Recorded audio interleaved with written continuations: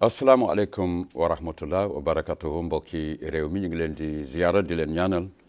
jàmm doomaanu réew mi ñu nekk ci biir réew mi ak ca bitim réew ñu jox leen cër di leen ñaanal mbokk yaa nga njaago ba gaani waaye jàpp gidimaxa góorgóol ak brak na ñu jox leen cër ci adra rawatina ak ci ñaari hod yi jàll ba inchiri nuyu mbokki itam Zouairat ak mbokki Nouadhibou ñëw Chami jàll ci ñetti wilaya yi waaye damay dellu fële ca suñu tund yële di leen jaajëfal di leen masawu coono ndax doomu aadama yi kenn ku nekk di doomaanu réew mi wala nga nekk ca biti réew am na lu jolli loo xam ni ab tiis la nag di loo xam ni buur bi yàlla rek mooy teg jaam ñi fu ko soob waaye itam ak lim fay wàcce jamono yi ndox bi sonal lool suñu mbokk yooyu la ci vallée bi la vallée du fleuve Sénégal ak tolof yi vraiment seen télévision Al Mauritania rawatina ak seen émission penc mi dox nag di leen ziyaara di leen masawu coono jogtee fu nguur gi société civile ak yenn ci organisme yi doomaanu réew mi itam kenn ku nekk ak sa gis-gis waaye itam saa yoo mënee rek ak lu la yàlla may nga dem jóge leen mu am solo lool di leen ziyaara mbokk yi am di jàmm yi ñu ngi nuyu njiitu réew mi son excellence Mahamadou Cheikh El Ghazouani rawatina ak jëwriñ ñu dénk doxalinu réew mi ñu jox leen cër ulema yi ak doomaanu réew mi secteur informel aju docteurs yi ak jàngalekat yi rawatina ak ndongo daara yi nga xam ni ñu ngi bàyyeekoo ci njaboot gi di dugg ci bérébu xam-xam yi yàlla na buur bi yàlla déggale ñëpp vraiment kiy jàngale ak kiy doxal waaye itam kiy taawu rawatina ak itam aji ndongo daara yi ak waajur yi ñu jox leen cër bu baax a baax mbokk yi am di jàmm yi tey nag dañuy teg loxo doomaanu réew mi nga xam ni dafa génne ay xët yu am solo muy Cheikh Tidiane Diop kii bokk ci ñun fële ca Rosso vraiment di un citoyen mauritanien di écrivain xam-xamam màcc ci yenn ci gëstu yu bare diggante réew mi ak Afrique diggante réew mi ak réewu tuggal yi diggante réew mi tamit ak taxawaayam mu doon la am solo li mu bind daal ci réew mi la ko bind muy ñaax génération yi ñuy gën taxaw di dëgërlu waaye itam liy xew ci réew mi incha allahu rabbi dinañ ñëw ci xët yi bokk na ci réew mi ak Afrique noire ak réew mi ak le monde arabe bokk na ci itam réew mi ak la France ñu fas yéene ci ubbi waxtaan Cheikh di la dalal sa télévision Al Mauritania bisimilah asalaamualeykum wa rahmatulah wa barakatu. waaleykum salaam wa rahmatulah grand Idriss di leen sant di leen jaajëfal di kontaan bu baax si invitation bi di remercier aussi télévision Mauritanie si dalal bi di la remercier yow di remercier tamit ñii di ñu seetaan di ñaan yàlla subhanahu wa taala mu def suñu waxtaan bi mu doon waxtaan bu am njëriñ lépp luñ si wax mu doon njëriñ ñeel nu ñun waaye ñeel ñu ñuy déglu incha allah jërëjëf incha allahu rabbi mbokk yi dama toogoon ak Cheikh Tidiane di ko béggee bu baax a baax ndax bu ñu mësee dajewaat sant yàlla la ñu ngi sant yàlla bu baax waaye des na koy natt ndax da ngay bàyyeekoo ci say mbiri bopp di laal mbiru réew mi rawatina ak ci xaatim ñu toogoon fi jukki ci Mauritanie ci biir Afrique noire am na yu bare yoo xam ni jukki woon nga ko waaye jamono ngi dox ba nga egg ci 3 génn yoo xam ni ñu ngi koy rafetlu alors bu ñuy des ci fa nga nekkoon ca ndorteel loo ñuy jukkil ci dugg si téere yi Mauritanie ak Afrique noire waaw nu commencé kon Mauritanie ak l'Afrique noire moom la doore woon xam naa ni damay woon tuuti effectivement ndax bu mu koy njëkk génne boo remarqué gënoon na rëy fii gënoon na rëy fii tuuti waaye xam nga àdduna day dox avec les niveaux technologie tey àdduna bi lu bëri def ko laaj ci wàllum temps ndax temps nu mu amee woon tey tey ameetu ko te nit yi amutuñu jot bu bëri ngir toog ngir kii te d'abord gaa damay fàttali lu tax ma bind xët yi lan moo tax waaw contexte bi gaa waaw xët yi man maa ngi ko bind si jamonoy coronavirus booy rappelé suñu émission bu ñu defoon ñu ngi ko defoon si jamonoy coronavirus te xam nga temps yooyu nit yi diñ tëju woon ñu gënoon a am temps yooyu sax maa ngi nekkoon fac waaye boo fekk nit yi ni ngi tëju gën a am temps te man dama yàgg di gëstu parce que man dama yàgg di gëstu parce que damay laaj sama bopp par exemple man damay toog tey ne man africain la maa ngi dëkk si benn continent bi nga xam ne ñu ne c'est l'un des plus riches au monde waaye su ma xoolee suñu dëkkin tey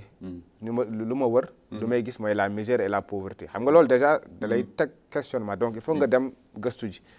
donc c'est là commencé di lire bon beaucoup d'œuvres rawatina ñoom Cheikh Anta Diop rawatina beaucoup de figures waaye sama dëkk pour ma mën a am information sama dëkk c'est tout à fait un problème waaw jafe-jafe pour nga am information ci Mauritanie waaw nga am document loolu c'est tout à fait un problème waaw bon am na yenn livre lan mooy waral tax waaw naa si ñëw pourtant bibliothèque nationale naa si ñëw donc souvent lu ma doon def mooy samay waajur wala ay mag yi xam nga mag yi souvent di am seen benn bibliothèque bu ndaw may ñëw parfois ma gis si benn livre si laa doon nii nag ba daji si yenn livre yi bokk na si livre Mokhtarul Dadda la Mauritanie contre vents et marées nga xam ne pour man mooy sama œuvre de référence wala livre Ibrahima Abou Sall wala mooy bu muy wax la conquête française au sud boobu bokk na samay œuvre de référence mais boo xoolee ñaari livre yu mu lay wax li c'est 600 700 800 pages yow booy gëstu tu vas en lire 10 ou 15 te xam nga tey nit yi amuñu temps toog di lire livre 600 même yore ko sax c'est pas pratique alors que livre bi tey moom mu nga ànd ak moom fu la neex mu nga dugg si taxi mu nga toog fii fu la neex mu nga ko yóbbu donc l'idée déjà c'était ça c'est jox nit yi information mais le réduire au strict nécessaire effectivement laaj nga ma benn laaj bu am solo mooy lu tax tey ñu am benn difficulté si biir Mauritanie ngir am des œuvres de ou des documents historiques bon man pour man lu si njëkk mooy que ni déjà suñuy njiit muy doon suñuy président suñuy ministre wala suñuy homme d'état ñu si bëri bu ñuy génn àdduna bàyyi lu ñu ay mémoire te boo xoolee yeneen pays yi par exemple ñoom ñëpp seen i njiit wala seen i homme d'état wala nit yu nga xam ne amoon nañu taxawaay balaa ñuy gaañu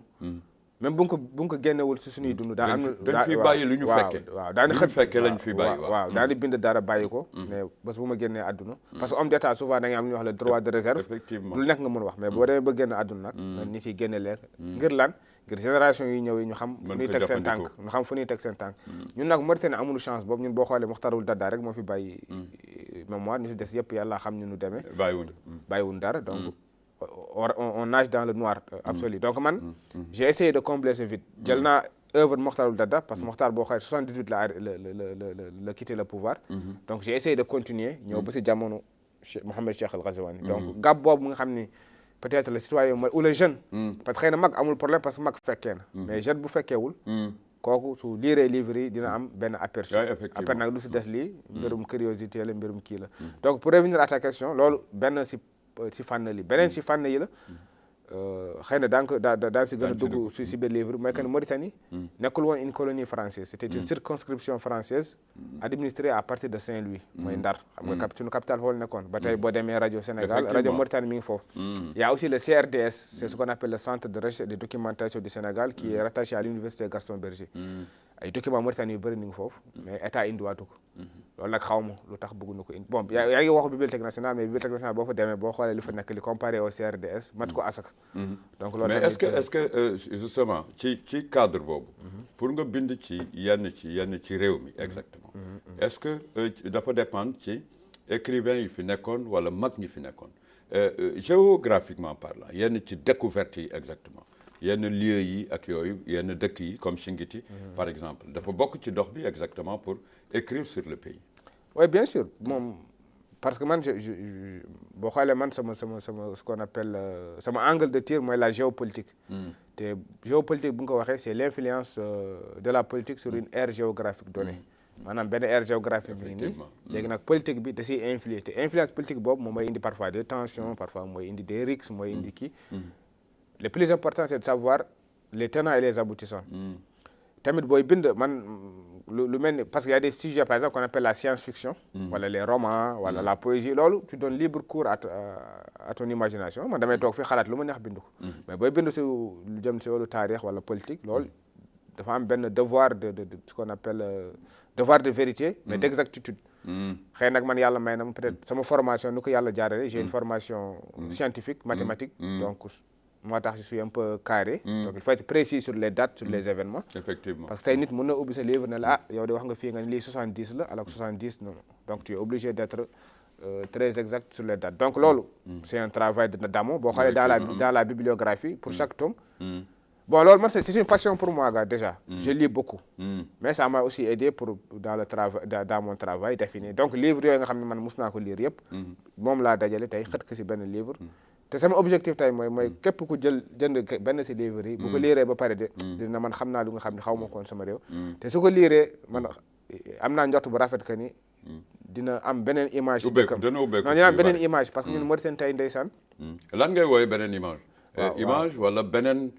vision wala beneen engagement beneen vision de son pays parce que ñun tey waaw ñun tey Mauritanie boo xoolee surtout chez les jeunes am na ay jeunes yu bëri yu fi nekk yu nga xam ne macha allah seen xam-xam màcc na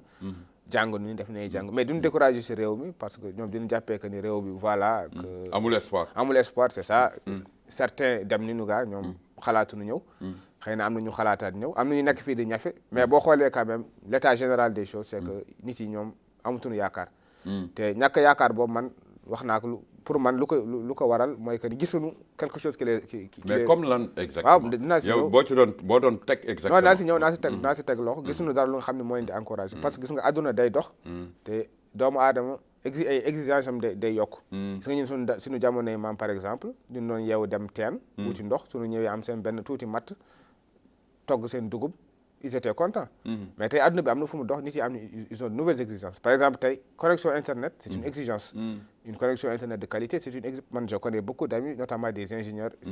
informatiques par exemple ñun ñoo màggandoo maa la ko doon wax avant ñu dugg ci émission bi man Nouadhibou laa toog mais Nouadhibou tey c'est la capitale économique mais on a un problème d'eau ndox li nga xam ni c'est quelque chose de Nouadhibou amul ndox les quartiers sont rationalisés par moment par exemple mun nga toog 12 ou 13 jours doo am ndox dafa doy waar dafa doy waar léegi nag waaw léegi nag ñun suñ koy wax nit yi dañuy yaakaar dañ koy wax parce que duñu bugg kaas non parce que man mën naa wax que ni man personnellement ça me touche pas parce que yàlla may ni am nañu ay moyens yu nga xam ne boo ko defee surpresseurs et autres daa mën a am ndox mais boo xalaatee de manière générale sa dëkkandoo ak mais defe naa foofu monsieur Cheikh foofu dinañ fa ñëw parce que boo xoolee sax ci démarche bi fi nga jógee ak itinéraire bi boo ñëwee ba ci réew mi ak réewu tugal réewu France am na yu bëri yoo xam ne dafay taxaw ci doxalin yi évolué na wala ndax réew mi war na toll ci problème yi daan si ñëwaat su ñuy jukki si top 3 bi da nga yore da nga taxaw ci li nga xam ni mooy réew mi ci biir Afrique noire exactement et te ma gis ni booy dem ci leneen nga ñëw ci Mauritanie ak monde arabe booy dem ci leneen il faut nga am loo yóbbaale jëlee réew mi ci Afrique yóbbu ko ci monde arabe exactement lan nga boucler lan nga résumer réew mi ci biir monde arabe bala ñuy dem ci réew mi waaw balaa may tontu sa laaj am na laaj bu ma doon tontu pare gum ko mooy lu mu la doon wax lu tax jeunes yi tey am découragement boobu maa la doon wax par exemple la Nouadhibou dafa am problème ndox waaw da ngay ñëw ci wàññeeku yi exactement waaw loolu lay ñëw c'est-à-dire les exigences exactement c'est-à-dire que tey un jeune par exemple bu dem jàngi ba nekk un ingénieur loolu exemple laa la jox parce que dafa am samay xarit par exemple ñu nekk fii dañuy ñëw Nouadhibou parfois bëgg dallu seen ay waajur foofu ñu nekk mais duñu mun parce que am na connexion bu baax pour mun liggéey à distance xam nga loolu déjà c'est une source de découragement par exemple boo dëkkee dans une capitale comme Nouakchott tu as tous les problèmes d'accès au transport public au transport de manière générale mun nga perdre 1 heure ou 2 heures de temps dans la alors que warul nekk dans une capitale normale il doit y avoir des bus au moins xëy na tey yàlla may na ni tollagunu si tramway wala si TGV mais on doit avoir un bus quand même correct la circulation doit être gérée c'est-à-dire de manière normale ndax tey ñun lu ñu gis ñun dëkk bi du yoon jaaduwul du yoon képp ku wax ni jaadu na du yoon xëy na sa xel ngay foowe mais xam nga donc tous ces manquements là moo tax ñu nga xam ne am ñu nga xam ne duñu découragé waaye nag comme tu le sais la vie n'est qu'un combat et qu'il faut mener te comme lu mu ko waxee ni ku lire ouvrage yi dina xam Mauritanie fu mu jógee ndax Mauritanie fu mu jógee maa la koy wax dafa metti woon parce que la Mauritanie était une circonscription administrative de la France gérée à partir de Saint-Louis léegi bu mu demee ba yaa ma gën a xam la loi cadre Gaston Defferre loolu tamit il faut que nit yi xam contexte bi lan moo ko indi lan la exactement xam nga France amoon ay vacillement ba général de Gaulle démissionné ñëwaat xam nga temps yooyu ça coïncidait avec la guerre en Indochine et la guerre en Algérie bon France xam ni ñoom mënuñu nekk en guerre en Indochine nekk en guerre contre l'Algérie ba pare bëgg ouvrir d'autres fronts notamment avec les pays de l'AOF et de l'ALF donc ils ont jugé que quand même lu gënoon nekk sage mooy que ñu bàyyi pays ñu am non pas l'indépendance mais l'autonomie interne C'est en ce moment qu'on a créé ce qu'on appelle le conseil du gouvernement. Il y avait l'AOF, l'Afrique occidentale française. Il y avait l'AF, l'Afrique équatoriale française. Donc, c'est à partir de là quand même qu'ils ont tenu leur pays, ce qu'on appelle leur autonomie interne. Donc, partant de là, les pays ont commencé quand même à s'organiser. Donc, Mauritanie, c'est ce qu'on appelle le transfert des compétences. C'est le Mokhtar Ould Daddah, qui est Premier ministre du Conseil du gouvernement. Donc, nous, on l'a évolué en novembre 60. C'est le Mauritanie, 29 novembre, c'est le Mauritanie. Le processus de décolonisation. Mais le mot que je veux dire, c'est le tiaw, moi, que si la Mauritanie et l'Afrique noire bon dum si yàgg ndax mosuñ si def émission. effectivement loolu laa bëgg parce que dañ ciy jukki rek xool lan moo ko lié ak le monde arabe ñu évoluer ba ñëw ci tome 3 bi lu ko lié ak le monde arabe mooy que boo xoolee géographique Mauritanie tey ni ko yàlla bindee ni boo xoolee naturellement Mauritanie entre 4 pays la nekk 2 pays noirs mooy Sénégal et Mali 2 pays on peut dire arabes mooy Algérie ak Maroc. boo xoolee même population mauritanienne stratégiquement bon boo xoolee sax c'est une fi mu toog baax na stratégiquement boo xoolee sax c'est une raison pour laquelle même la France a tenu à créer la Mauritanie parce que certains parlent même de pays tampon parce que France bëggul woon mu am un néant entre l'Afrique noire boo xoolee tax tey suñu problème yu bëri foofu la jógee parce qu'on n'a pas su gérer cette cohabitation avec intelligence parce que tey Mauritanie su gérer woon sa cohabitation avec intelligence tey si référence lay bokk si àdduna parce que déjà yàlla lépp lu nga xam ne da nga koy wut stratégiquement économiquement aussi lépp yàlla daf leen ko ubbil mais malheureusement ils n'ont pas eu ce qu'on appelle l'intelligence sociale. mais ba fi nga toog nii exactement. ba fi ma toog fii. ba fi ma toog fii dafa am luy des mais def nañu ay jéego sawaay. ay jéego yu am solo. bon def nañu ay jéego mais bon parfois on fait un pas en avant pour faire 2 pas en arrière parce que dafa am mbir yu nga xam ni ça c'est la base moom mooy base u stabilité dëkk mooy la cohésion sociale. mooy kon doomaanu réew bu nekk sentir boppam si biir réewam.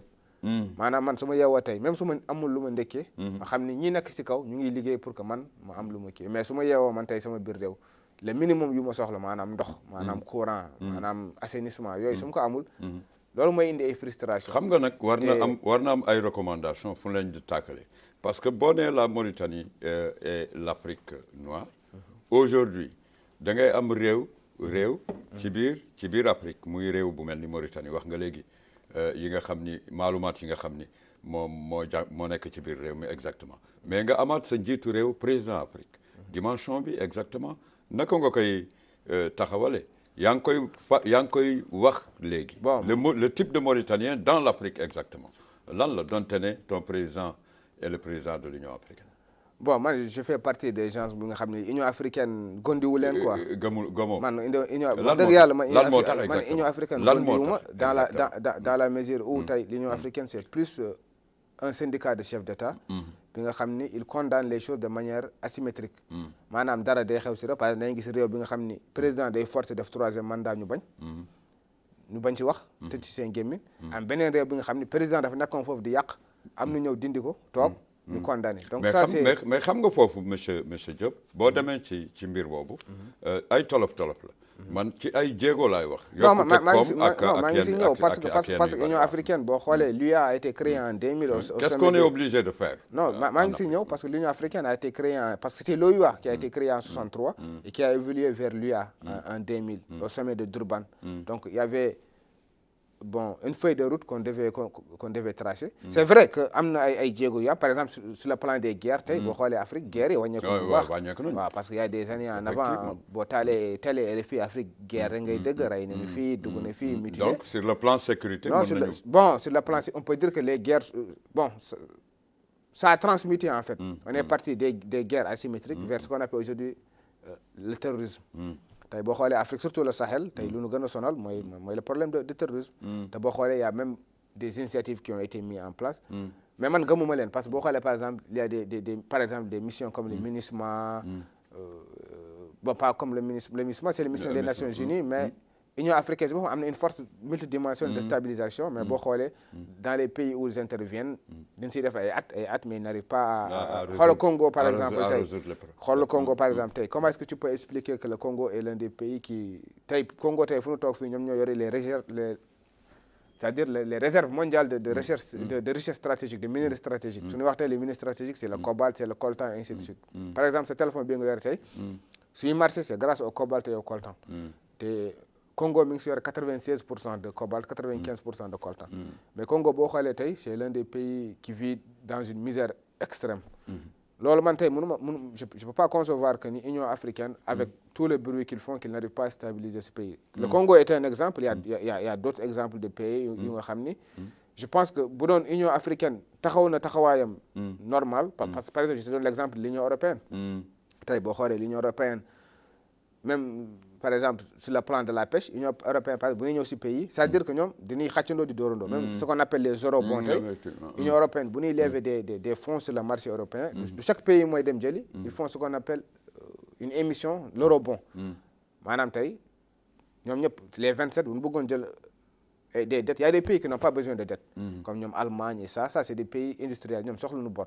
mais xam ne ni par exemple Chypre wala Grèce wala c'est un petit pays bu demee di jëli bor lu nga koy tagli day bëri donc ñoom dañuy jël comment dirais-je dañuy jël seen engagement ñoom ñëpp ñu jël par exemple ñun soxla ni 100 milliards léegi bu ñu soxlee 100 milliards su nga jëli ñu séparé ñu diviser si ñoom Chypre jël Grèce jël Chypre moom soxla ko parce que da koy liggéeyee par exemple Allemagne wala France soxlu ko mais ñun fii suñu réew exactement ñu toog fi parce que je vous rappelle Cheikh que ñu ngi ci réew mi ci biir Afrique ci biir Afrique waaw exactement il faut ce tome 1 bi am fu mu ñu génnee non loolu laay nag je suis en train un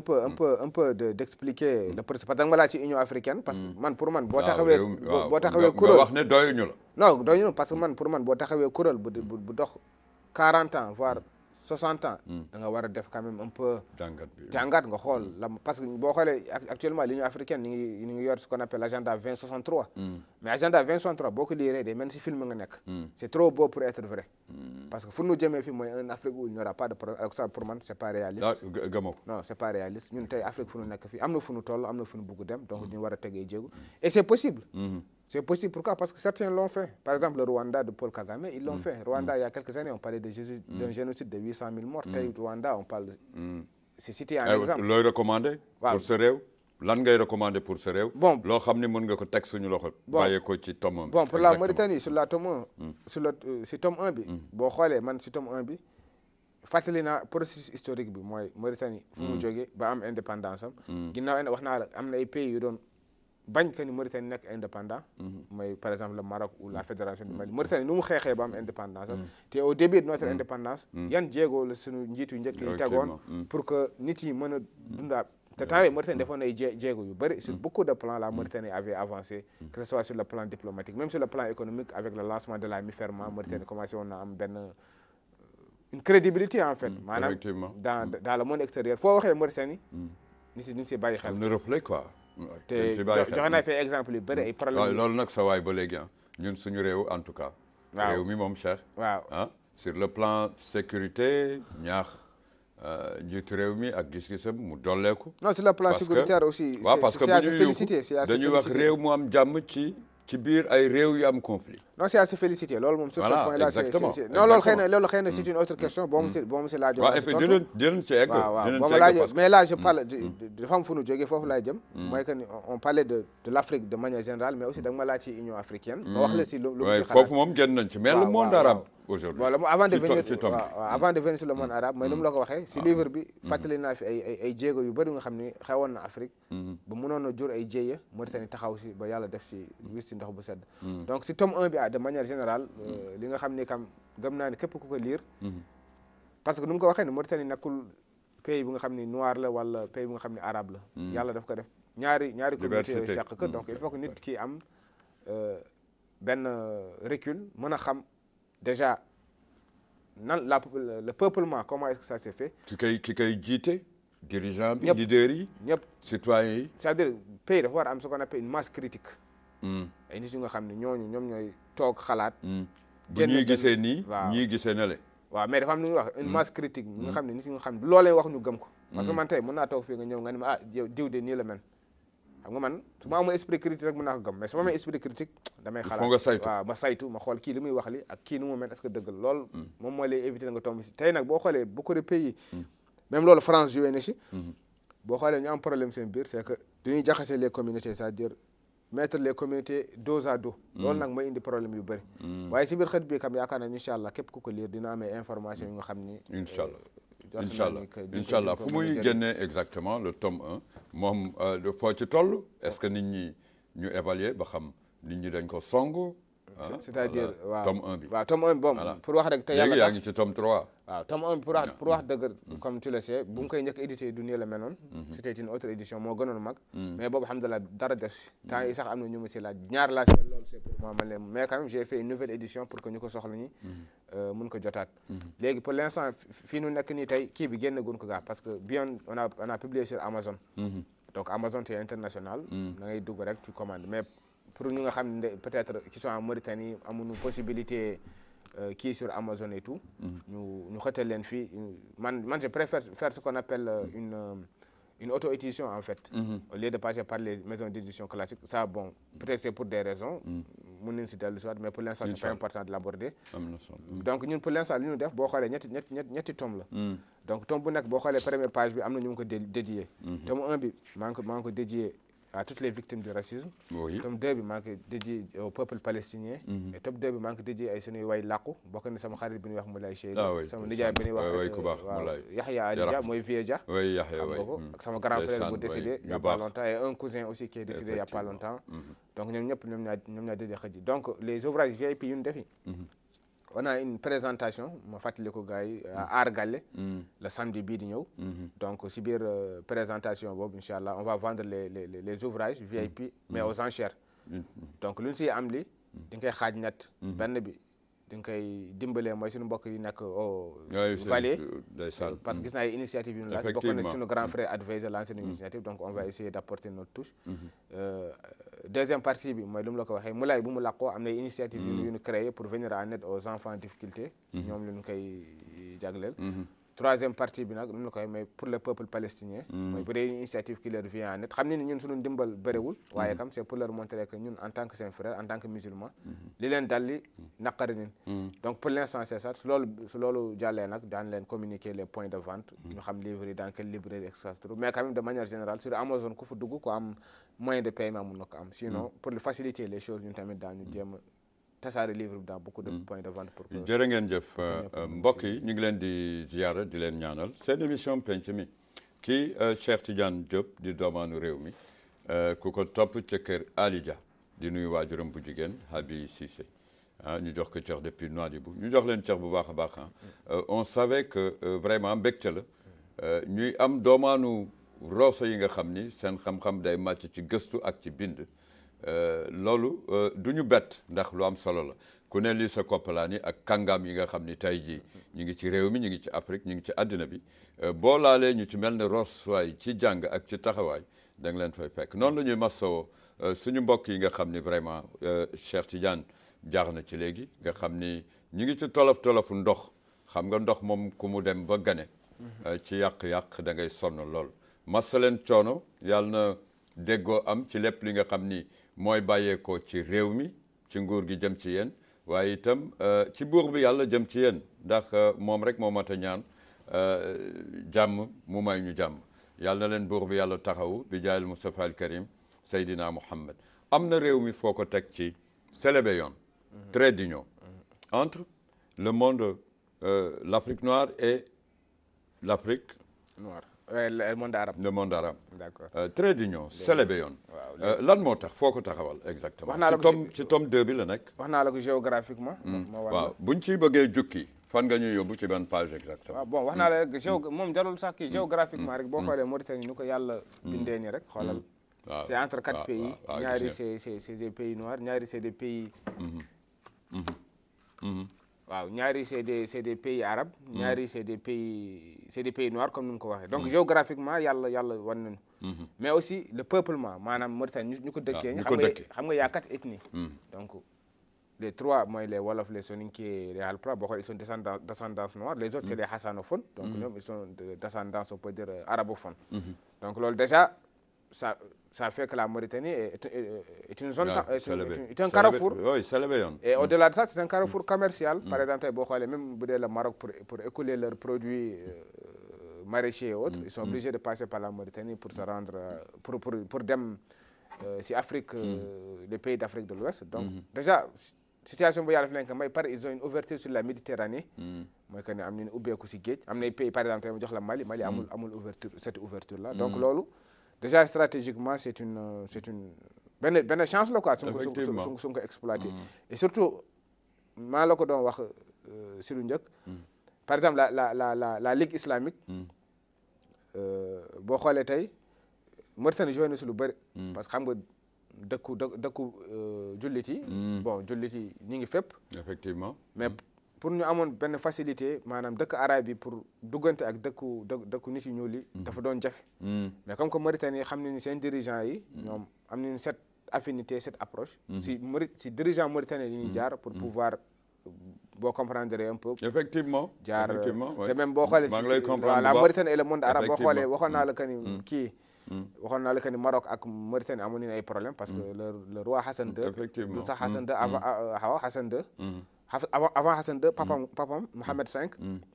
il contestait en fait l'indépendance de la Mauritanie. donc ba Hassan II ñëwee y a eu ce qu'on appelle le sommet de la Ligue arabe à Rabat en 1969. boobu si la Mauritanie ak Maroc foofu ni ñu dajewaatee. foofu ni ñu déggoowaatee. donc sur cet aspect là rek. déjà ça prouve que la Mauritanie est un carrefour culturel, économique et aussi. mais ban nga ci gën jukki exactement économique culturel. bon ban nga ci gën dox exactement man lu ma gën a jox yitte mooy culture parce que. culture waaw am na ku si doon wax que la culture c'est ce qui nous reste quand on a tout perdu. waaw parce que nit moom am nga économiquement day dem di ñëw c'est des aléas que tu peux pas kii mais nit say valeurs intrinsèques sa dignité ak yeneen yu mel ne yooyu c'est des valeurs intrinsèques yoo xam ne yow yaa ko moom. même bu la futtee ba nga set. moom ngay des. mais Cheikh da nga bëgg a wax ni fii diversité wuute gi ñu yàlla may. ci wuute kàllaama ak yenn yi. da nga bëgg a wax ni force la tey force Mauritanie la tey ci biir monde arabe. non yaa ngi loolu parce que da nga ni le monde arabe. ci benn instant il a fallu que ñu appuyer wu ci Mauritanie pour voir un peu. pour pouvoir intégrer le monde. voilà le monde. naa la joxe exemple sax mi ngi si biir livre parce que boo xoolee même le roi Fahd d'Arabie Saoudite. am na bu président Mokhtar Dada monsieur dem foofu en visite mu koy laaj. na ko parce que moom boo xoolee tey Afrique Arabie Saoudite bëri na ay dëkk yu nga xam ni. wala même dëkku naar yi de manière générale bëri na ay dëkk Afrique nga xam ni di fay indi seen dimbal. tu vois waaye Mauritanie dafa am benn place prépondérante si dëkk arabe parce que on appelle ça Beladul Chinqit. depuis toujours dañu mës a naw si wàllum xam-xam dañu mës a naw parce que suñuy kàngam tamit. suñu taxawaay la waaw ci fànnu diine la. waaw loolu kii na si. maa ngi lay wax benn anecdote léegi si que ni président Mokhtar Dada mos na dem Arabie Saoudite. bu mu demee ñu ni dañu def si mbedd kii yi dañ si def ay drapeau. te bokk na si ñu dëkkoon si réew mi ñun mosuñu gis loolu président bi ñëw si dëkk ñu def drapeau si kii bi bëriwul lu ñu koy def. boobu c'était la première fois ñu koy def donc c'était montré que. estime bu na am si ñun. malgré qu'on est un pays voilà très distant très loin. mais quand même am na benn cër bi nga xam ne am nañ ko ci mais foo yóbbu doomaanu réew mi ci gëm seen réew exactement foofu aussi xam nga yaa ngi jàll ci Mauritanie ci Afrique noire Mauritanie ci monde arabe mais léegi taxawal doomu aadama bi diggante ñaar yooyu nga génnee xët yi taxawaayu doomaanu réew mi exactement lan la war doon de manière générale bon nit moom wax dëgg yàlla lépp mu doon sa réew mu doon sa askan mu doon sa famille man yaa xam ne da nga ko war a fonk da nga ko war a fonk ni da nga war a fonk sa bonk fonk li nga doon fonk fi nga bokk xale yaa ngi fiy génn de di dem waaw bon loolu tamit jaar nga ci sport exactement waaw loolu peut-être c'est des choix personnels du nga ko mun a aborder d'une manière très très très parce que ku nekk boo gisee mu jóg dem xëy na am na immigration clandestine Cheikh waaw peu importe ku nekk waaw loolu yow yaa ngi wax ci Mauritanie ci biir Afrique waaw wax ko ci monde arabe alors que say doomaan ñu ngi waaw loolu tamit am na foo ko laale exactement loolu wax naa si gis nga boo xoolee man en 2019 j'ai participé fii à Nouakchott à un forum c'était le forum du mouvement panafricain des leaders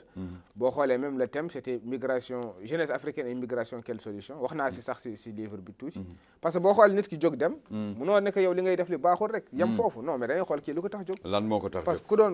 ku doon sagam nga tedd sa biir réew ba doo dem mais boo koo gis mu bàyyi fii njabootam bay am ñoo xam ne seen i doom ñu fi bay am ñoo xam ne sax diñu fi bàyyi seen liggéey dem donc liir yi nag waaw liir yi les bébés waaw kon ça c'est une réflexion qu'on doit se poser de manière collective loolu sama waxtaan man wala yow wala mais même c'est les autorités ñoom ñoo war a toog ñu xool ñun suñuy doom parce que man gëm naa ni yow père de famille boo nekkoon sa kër bés bu nekk am kenn say doom ku génn kër gi xanaa au moins daa toog nga ne waaw samay doom leen génn si kër xanaa nekkin bi neexul leen wala nga xool des solutions mais man je peux pas concevoir dans un pays où bi nga xam ne say doom ñi ngi dem yow ça ne te fait ni chaud ni froid donc y a quelque part où le bas blesse maintenant da nga ma laaj si taxawaayu doomu réew bi lan la war nekk c'est-à-dire que moom y a ce qu'on appelle ce que Rousseau appelle le contrat social. maanaam dafa am benn contrat social bu nekk nii entre ñun ak suñuy njiit. maanaam dafa am lu nga xam ne yéen ko war a defal. ñun en contrepartie ñu war par exemple sur la route par exemple tey. ñun code de la route c'est ça. ku ko respecté wul dañ lay def infraction ñu teg la daan. waaw man ma génn fii code de la route mun naa dem fii ba xaw ma fan amul panneau. amul dara. c'est-à-dire que man tey mën naa dire que je n'ai aucune obligation vis-à-vis de cet état-là parce que moom deful lu mu war. tegul les structures nécessaires pour que man su ma defee contravention ñu mun ma teg si yoon. loolu tamit mënoo ñëw rek ne citoyen bi yow tegul si yoon alors que les dirigeants par exemple doon wax sànq ñu ngi doon wax déclaration de politique générale xëy na daan si ñëwaat. oui moom dernière étape. waaw mais c'est juste pour dire que foofu y a une volonté forte. dañuy gis que ni vraiment y a une volonté forte que la nouvelle équipe dirigeante xëy na am na ay jéego yu mu def. mais il faut que la population suive. et pour que la population suive il faut que ñu indiwaat ce qu'on appelle tey parce que tey ñu wax ko dafa am rupture de confiance entre nous et nos dirigeants. c'est-à-dire que la population wóolutunu suñuy dirigeants loolu mooy dëgg bi. ku ko bëgg na ko bëgg ku ko bañ na ko bañ mais c'est ça la réalité c'est que ñun tey gëmuñu parce que. ci diggante pan ak pan am na toujours un pourquoi. non le pourquoi souvent. vision générale exactement non le pourtant souvent la confiance boo xoolee lu koy njëkk a effrité surtout dans nos pays africains mooy que ni suñuy njiit la plupart seen loxo setul maanaam ku la joxu ku nu dénk alalu askan. da nga war a xam ni que ni lii alalu askan la nga nekk fa ñukk. waaw fànn boobu moom. kii yaa ngi wax waxu DPG léegi. kii nga xam ni moom la ñu yàlla may. ñu teg ko ci muy jawrin bu jiitu ci jawriñu réew mi. yëkkati na ci kaddu yi am solo jëm ci fànnu corruption ak gabegie mais itam ñu dellu si taxawal le capital humain. loolu jogteef la yoo xam ni tey buñ koy dégg ci réew mi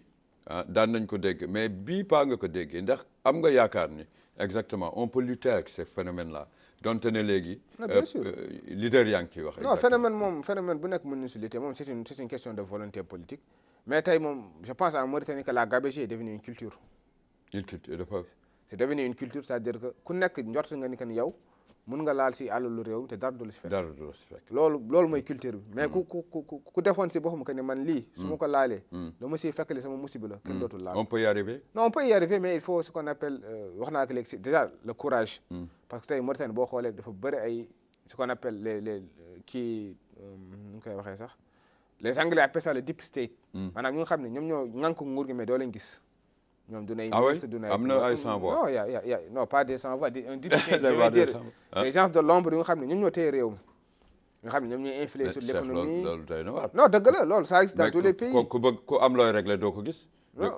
boo bëggee régler fenn doo gis parce que kii téye réew mi doo ko gis non loolu dafa am si réew yëpp maanaam ñu nga xam ne ñoom doo leen gis du ñu génn si benn télé doo leen seen fenn mais peut-être c'est des hommes d'affaires des milliardaires ñu nga xam ne ils peuvent influer bu campagne amee ñoom ñooy financer bu yéen donc ñooñu suba seen wax ça compte donc ñooñu et puis il y a d'autres phénomènes chez nous comme les tribus et consorts donc loolu yëpp xam nga maa ngi koy wax si dans le tome 1 au début de notre indépendance les premiers dirigeants ñoom xeexoon nañ loolu pour que loolu dañ boo xoolee sax am na ay temps on avait enlevé le nom des régions pour mettre juste les numéros si les 01 02 03 yooyu génn ça c'était pour enlever l'esprit régionaliste pour que les gens aient un esprit nationalité unitaire tey nag delluwaat ni tey ngay gis taxi kii def 01 kii def 02 ku def 06 nga xam ne waa Rosso la donc toutes ces choses là pour que état mën leen juguler il faut que déjà qu'il y ait un leadership fort te leadership fort moom kenn mënu ko incarner du premier ministre moo koy incarner c'est le président qui l'incarne parce que c'est lui le chef de l'état c'est lui le commandant suprême des armées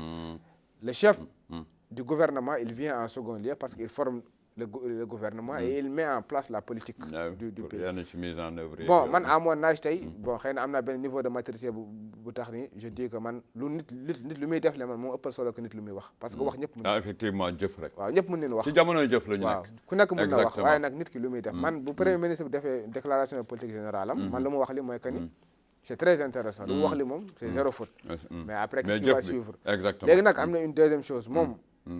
li ñuy wax li benn lam si loxo du def bruit il faut que la population aussi ñu nangu changer ñu tey changement de mentalité non il faut que ñu nangu changer mentalité parce que même dans la circulation non le changement waaw foo ko bëgg waaw non soppeeku bi foo ko bëgg non c'est comportemental c'est personnel parce que man tey y a des comportements man c'est par exemple tey su ma jëloon fii sama butéelu ndox naan ko wala ma lekk sama benn bonbon. mais Cheikh yaa ngi engagé lu 10 lu ma doy jël ko waar. non ma jël ko sànni ko si mbedd bi. loolu man la loolu du gouvernement. oui d'accord mais en passant par où qu'est-ce que lan ngay utiliser phénomène boobu. non dafa doy waar ñun déjà dañ ko duy ba fees. non ñun xam nga ñun déjà changement de mentalité comportement. loolu yëpp c'est pas diable. loolu yëpp c'est pas diable mais il faut que xam nga mbir bu nekk bopp bi moo si ëpp solo. mbir bu nekk bopp bi moo si ëpp solo. notamment xam nga tey duñu lay wax que ni nit ki am na benn cër bu nekk si moom su baaxee léppay baax su bonee léppay mooy xol.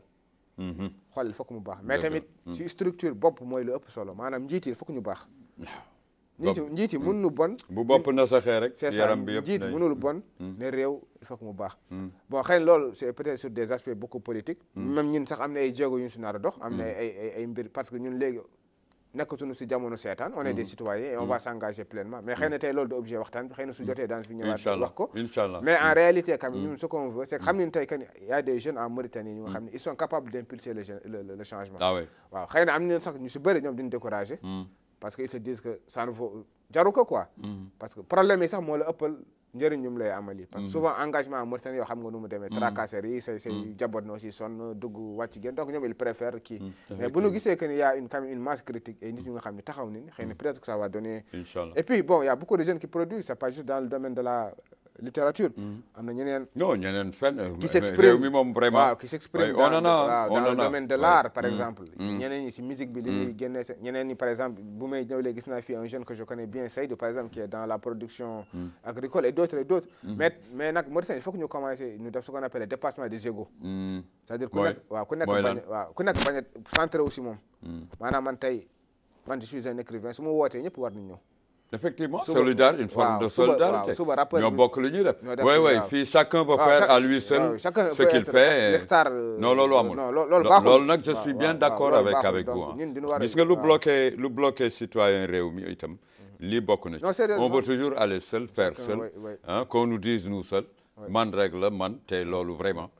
maa ngi koy saluer exactement donte ne génn na fi mu am solo alors Cheikh Tidiane da nga ñu dugal fi ñu bokk ci Afrique réew mi gis nga taxawaay yi nga fi wax laal nga fi AOF ak yenn yu bare nga dugal ñu ci monde arabe ñuy dox célébé yoon bu am solo xam nañ taxawaay yi réew mi ak couleur am dans le monde arabe c'est important loolu moom ñu ngi koy mais nga dugal ñu foo xam ni bu nga bëgg ñu dugal foo xam ni bu mu fa eggee damay am jiixi jaaxa ndax gis nga drapeau bi la Mauritanie et la France mais sa waay jamono yi France bare na tolof ci réew yi exactement foo ko jëlee ak foo génnee exactement mais daal suñu réew tekk lañ def daanaka bokkuñu ci yenn yu bare yuuxu yi le panafricanisme damay commencer ci P bi dal ci troisième bi le panafricanisme et la France le panafricanisme la Mauritanie dans tout ça bon loolu tamit xam nga tey c'est un peu pour Mauritanie xam nga Mauritanie pour comprendre mooy loolu laa essayé def faut déjà comprendre le processus de colonisation parce que bon on parlait de pacification ñu ngi commencé en 1902 pour se terminer en 1920 donc il y a eu de la résistance 18 ans presque 18 ans pour quand même pour pacifier le pays mais il y a eu de la résistance am na si ñu nga xam ne din taxawoon comme Cheikh Hamahullah ñoom Cheikh Mal Ayni ñoom duñ taxawoon que ni ñoom ils ne vont jamais collaborer avec le tubaab que ni ñoom ay yéefar lañ duñu mën comme mais am na yeneen borom xam-xam ay sëriñ sax lu ñuy waxee ñoo xam ne ñoom ils ont collaboré xëy na nag du ma bëgg tudd tur ndax tudd tur xëy na tooñ la mais def naa ko ci livre bi pour nit yi xam pour la pérennité et pour l'histoire tu vois mais France mooy lu mu koy waxee ne France objectif am c'était pas parce que ñoom bu ñuy ñëw ñun il venait pour nous civiliser ñoom dañu jàpp que ni ñun dañu ñàkk solo bi nga xam ni ñoom war nañu ñëw mën ñu civiliser donc la colonisation française avait surtout pour but une sorte d'assujettissement culturel maanaam ñun suñuy xalaatin suñuy manière de faire suñuy manière de penser ñu soppi ko def ni ñoom ñu ngi ko bëgg waaw mënul nekk bon xëy na ils avaient réussi à travers surtout les écoles mais auparavant suñu premier dirigeant yi parce que boo xoolee waaw daan si ñëw mooy li nga ma laaj si lay ñëw parce que suñu dirigeants yi boo xoolee ñu si bëri ils avaient ce complexe là même suñuy ancien man France laa jàngee rek déjà loolu c'était suñu grand yi man France laa jàngee xam nga pour ñoom nit mënul jàngee si réewam am xam-xam quoi loolu déjà c'est mais léegi loolu moom jeex na surtout avec la nouvelle génération nous on a rien à cirer même français bi duñ koy wax parce que c'est une langue de travail sinon nit yi léegi ils sont dans d'autres langues ils sont passés à autre chose léegi yaa ngi doo wax que ni Mauritanie dafa def tekkaaral si mbir moom bon xam nga am na mbir c'est des marches de l'histoire. C'est des vents de l'histoire qui soufflent. boo si àndee tu vas aller dans le vent boo résister nag ça va revenir contre toi. contre toi parce que léegi du la indil jàmm boo résister. non du la indil jàmm parce que yow mënoo nekk dans une zone géographique où tout le monde est en train d'aller vers des mutations vers des changements yow nga bañ. c'est comme say tey rek yow boo taxawee nga ne man du ma yéeg oto. nga ne man gëléem laay yéeg. comme temps saxaaba xam nga da ngay tardé. da ngay tardé parce que adduna bi moo ko laaj. effectivement c'est la même chose tey adduna bi y a une nouvelle jeunesse qui est là. qui a beaucoup plus d'aspiration mooy lu mu ko doon wax na ak sànq fii. xam nga ñun suñu jamonoy maam dañuy yeewu dem teen rooti. xam nga wuti tuuti matt. dem wuti dugub. lekk ñëppay content. mais tey koo tegal fi dugub du ko lekk. parce que adduna bi tey moo toll foofu. les gens ont de nouvelles exigences par exemple tey man su ma yeewoo bëgg naa am benn connexion bu baax. bëgg naa am benn voilà des moyens de déplacement faciles et tout ça adduna moo fi toll. tey aussi les gens avec les réseaux sociaux avec l'accès à l'information et à la communication ils ont cette exigence de liberté. nit yi dañu bëgg free. c'est-à-dire que lu doon xew avant ñuy manipuler nit yi di leen tëj ci benn kii xam nga avant dara dee xew dinañ yàkkamti def benn document officiel rek génne ko. nax ñëpp loolu moom tey amatul. tey foo information bi amee ku nekk su ubbee sa Facebook tu as accès donc. adduna moo toll foofu il faut que suñuy dirigeants qu'ils acceptent de réinitialiser leur logiciel. soit ils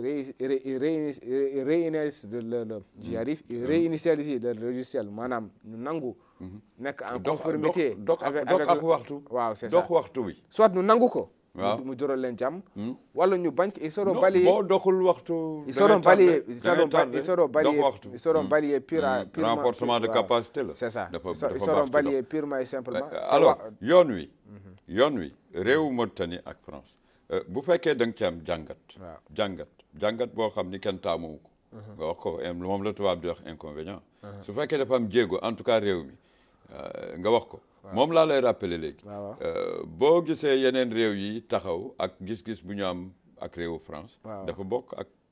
suñu gis-gis su réew ak réewu France. bon France lu tax tey mu am benn gisin bu ñaaw bu nga xam ne surtout ñun la jeunesse am nañ ko par rapport à la France. c'est que France tamit dafa nangul dox ak waxtu. dox ak waxtu mooy lan mooy que ni yow pays yoo yore 2 siècles wala 3 siècles entre traite négrière ak colonisation suñu demee ba am seen indépendance nga war a changer doxalin. mais nag France daf ñu jox suñu indépendance ba pare continuer doxalin bu mu doon waaw parce que tey boo xoolee les pays anglophones par exemple boo dee xoolee ñëpp dem nañ muy Kenya muy Ghana tous ces pays là sont en train d'avancer ñun tey boo xoolee dans les pays francophones à part les pays du Maghreb ñun ñëpp nous sommes dans le sous-développement lu tax parce que France wàccuñu suñu ndodd la toog ba léegi donc loolu ñun noo ko mën a wax France wàccuñu waaw te ça c'est un courage xëy na nag ñun suñu réew loolu moo ñu manqué le courage politique de dire à la France d'arrêter de s'immiscer te loolu li ñuy wax le vent du changement soufflé na il y a quelques années presque 10 ans si ginnaaw wala 15 ans si ginnaaw y a des voix qui s'élevaient mais toujours xam nga France dina am benn méthode boo commencé wax tu les déranges ñu rey la moom ni def ak ñoom Thomas Sankara ak ñeneen mais léegi nag le nouveau phénomène c'est que c'est toute une génération qui est consciente xanaa mën nu rey toute une génération donc la France aurait dû comprendre que le vent a changé et que ñoom tamit ñu changé mais est-ce que sa njiitu réew actuellement dox na ci boo koy placé ci biir tom bi laal nga ko ci exactement waaw ci fan la toll mooy réew yi parce que da ngay wax njiitu réew yi fi succédé wu ak bu nga taxaw ci Mokhtar Danta mën nañ ko man taxaw naa si ñëpp taxaw naa si Mokhtar fekkal ko fi dara mais da nga continuer dox bi ci ñeneen Mokhtar mais boo ñëwee ba ci xaswaan yi tey waxtu yi mu ñëw parce que il faut ñu dox tey tey ji mun nga natt France ak réew mi waaw mooy tome 3 bi exactement mais Mokhtar dama lay wax dara da nga ci laal njiitu réew mi dama lay wax dara lu important xam nga mooy ni mu la ko waxee ñun la France bu ñu joxee suñu indépendance wàccu ñu ils ont créé à l'Élysée ce qu'on appelle la cellule africaine ils ont créé ce qu'on appelle le SDEC c'est le service de documentation d'espionnage et de contre-espionnage et ils avaient ce qu'on appelle le réseau FOCAR de Jacques Foccart ñoom ñëpp xam nañ ko mais structure yi sax baaxuñu ñi ngi koy waxee nii ça m'engage pas en tant qu'Africain waaw ñoom ñoo doon mooy tous les coups d'état yi ñi ngay gis fii ñoom ñoo ko doon ruumandaat mais bu ñu ñëwee si Mokhtar dafa moom duggul si loolu. duñ ci dugg moom duggul si loolu. ñun moom mooy loolu. duñu bañ Mokhtar dafa bañ. léegi nag bu Mokhtar jógee ba Maawe ñëw nag foofu la ñu profité. Maawe c'était un élève modèle de l'école France africaine parce que c'est un produit de Saint-Cyr si je ne me trompe et consort donc Huawei bu mu ñëwee lépp lu France bëggoon Huawei daf leen ko ubbil mbaadu mooy daw ba léegi ci réew mi foo teg temps Aziz amoon na benn xam nga Aziz guerrier la moom temps moom amoon na ay changement bu amoon parce que Aziz peu importe lu nga ko mën a waxal mais moom dafa amoon fula si boppam fu waree bañ day bañ non moom dafa amoon fula si boppam loolu tamit nit tamit nañ dem exactement ci tey waaw non si lay ñëw parce que waxtu wi exactement mais pour nga yegg si tey il faut nga rappeler ce qui s'est passé effectivement waaw donc temps Aziz moom dafa am lu mu doon bañ mais avec le président actuel bon damay jégalu mais man je pas man mënuma kiiwuma c'est-à-dire que moom ligne de conduite man leerul si man nit la bi nga xam ne ak DPG bi nga dégg DPG yi wax la nga dépassé 5 ans non mais boo defee un mandat de 5 ans boo génnee 5 ans ñun tey war nañu gis ay actes clairs qui ont été posés Covid daf la laal Covid ak yenn ci conflit international mais Covid du ñun rek la laal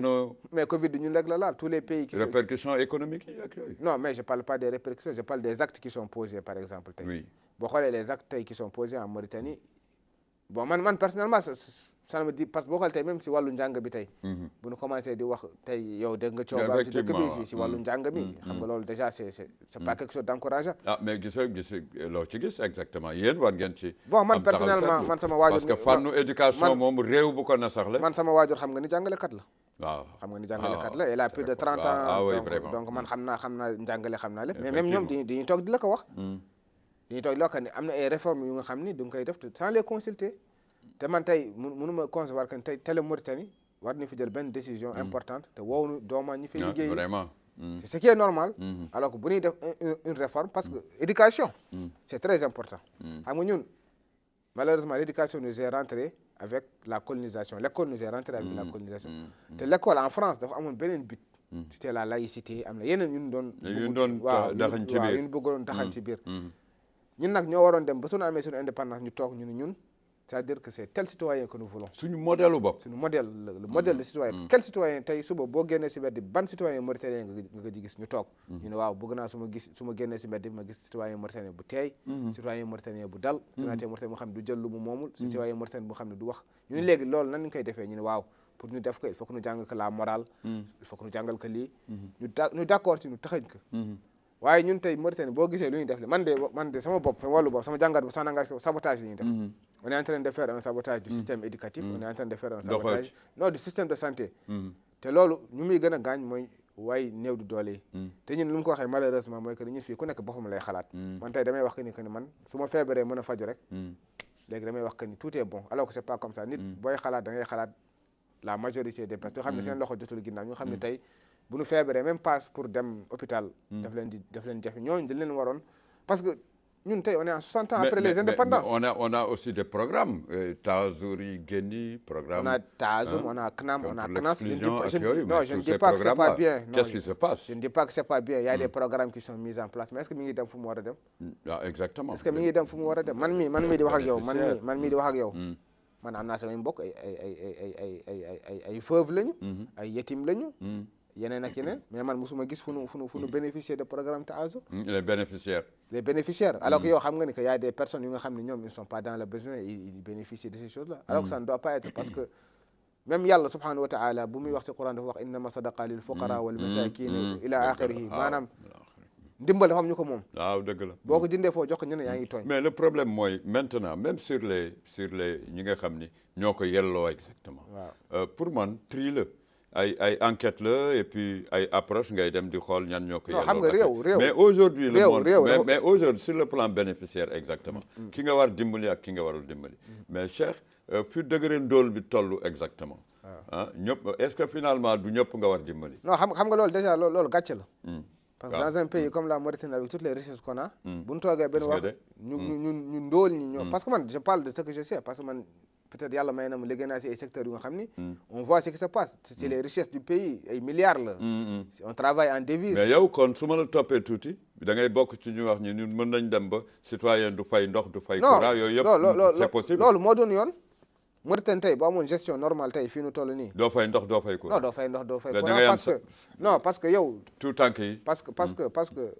xam nga dama lay jox exemple Qatar. xam nga Qatar bu leen yàlla jëkk di may richesse.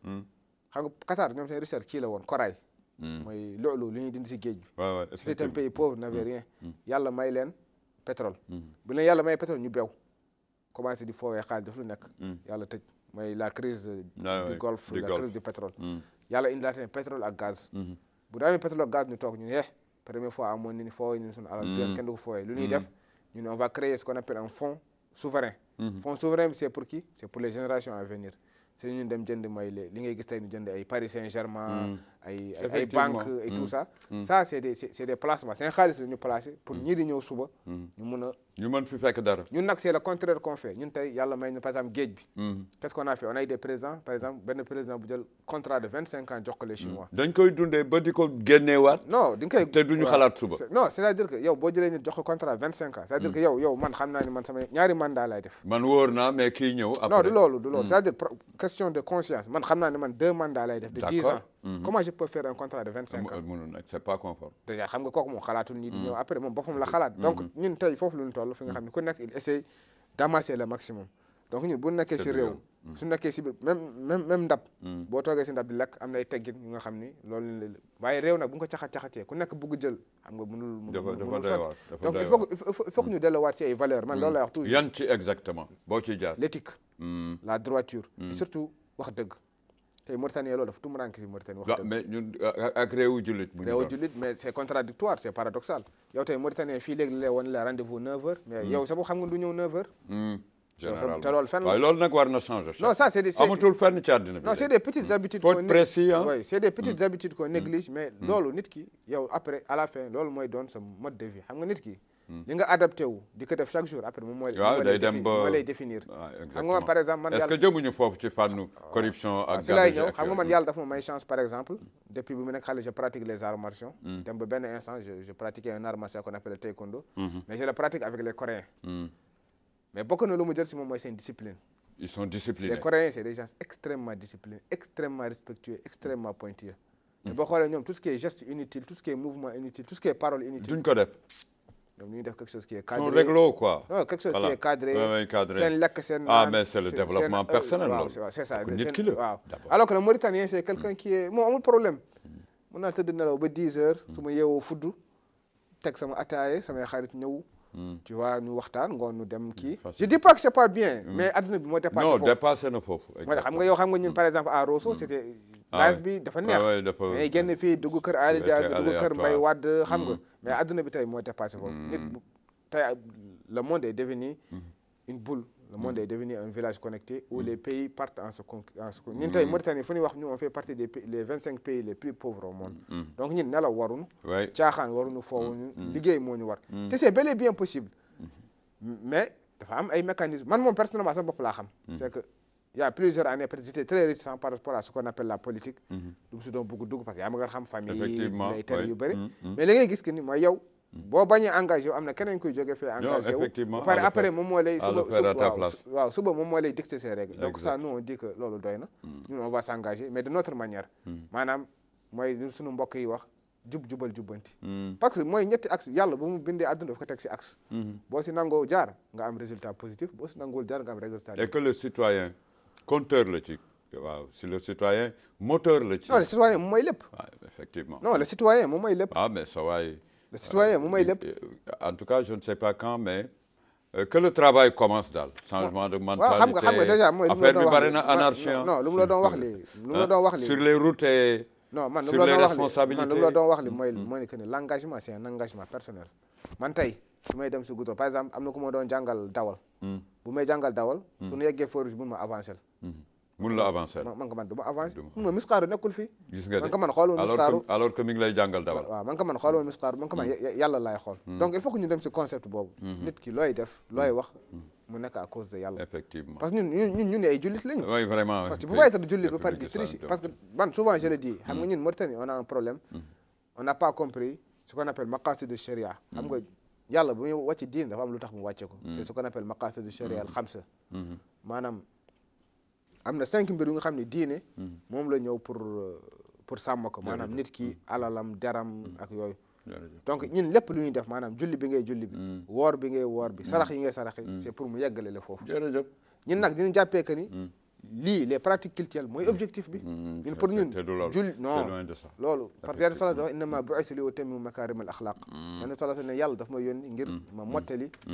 ngir mu mottali jëf yu rafet yi. donc am na yaakaar naa ne il faut que ñu dellu si yooyu. les valeurs surtout les valeurs. les valeurs mbokk yi am di jàmm yi ñu ngi leen di jaajëfal ginnaaw bi ngeen ñu toppee seen télévision Al Mauritania ñu jaajëfal leen di leen ziara tey nag ñu amoon mbégte